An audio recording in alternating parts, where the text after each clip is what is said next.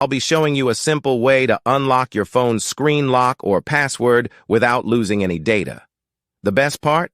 It's free and easy, even if you're not a tech expert. Before we begin, I'd like to mention a small disclaimer. The method I'm about to show you is 100% legal, safe, and free. We won't use any type of hacking or illegal bypassing method to unlock your phone's screen lock. Moreover, the phone will not suffer any harm or damage in any way. With that said, let's start. You can unlock your phone's screen lock or password using a special code. Here's how it works.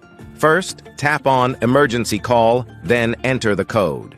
This code is unique to each type of phone and is provided by the phone manufacturer. In this video, we're using a code that works specifically for the type of phone we're demonstrating.